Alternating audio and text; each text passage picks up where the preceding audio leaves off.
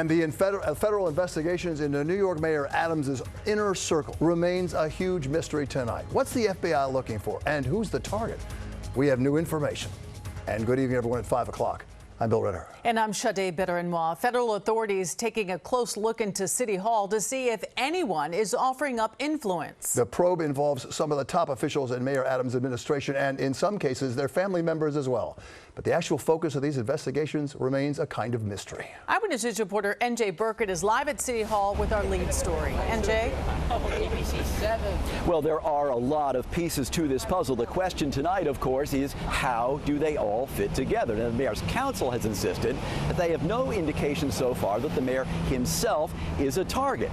If they're right, and he's not, then who is? Blocking my way to get in my... Schools Chancellor David Banks left his Upper Manhattan townhouse this morning after issuing a written statement confirming he's cooperating in the investigation. That's all I've got to say. I'm heading to work. But sources say investigators are actually focused on City Hall, specifically city contracts. Banks' fiancee, First Deputy Mayor Sheena Wright, surrendered her phones and electronic devices this week after FBI agents came to their home on Wednesday. Other agents arrived at this home in Queens, demanding phones and electronic devices belonging to Phil Banks, David Banks' brother and Deputy Mayor for Public Safety. Terrence Banks, a third Banks brother and private consultant, surrendered his own phones along with top mayoral advisor and retired inspector Tim Pearson.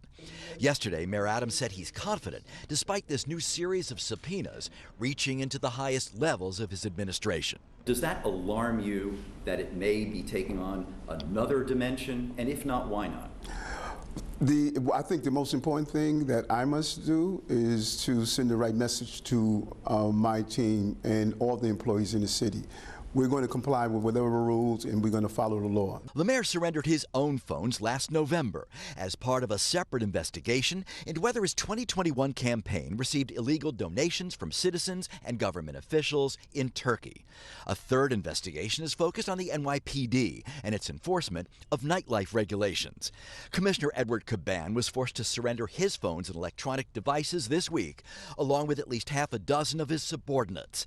Former FBI Special Agent Rich Frankel. It really looks like this is a much wider investigation, or 2 or 3 investigations that are now metastasizing. The mayor insists he's not distracted and kept his City Hall meeting today with government officials from Portugal. City Comptroller Brad Lander plans to challenge Adams next year. Anyone who would say that they weren't distracted by FBI raids on the homes of their senior leadership and multiple federal investigations has a different definition of focus than most New Yorkers. Bishop Mitchell Taylor runs a not-for-profit in Queens. If he were distracted, Bishop, would you be able to tell?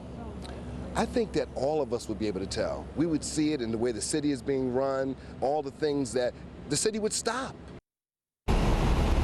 Well, agents spent much of the day interviewing NYPD officials off-site at a building near police headquarters. But the heat is already being turned up tonight on Commissioner Caban. Queens Councilman Robert Holden says the appearance of all of this for Caban is already so bad that Caban needs to resign. Live tonight at City Hall, NJ Burkett, Channel 7, Eyewitness News.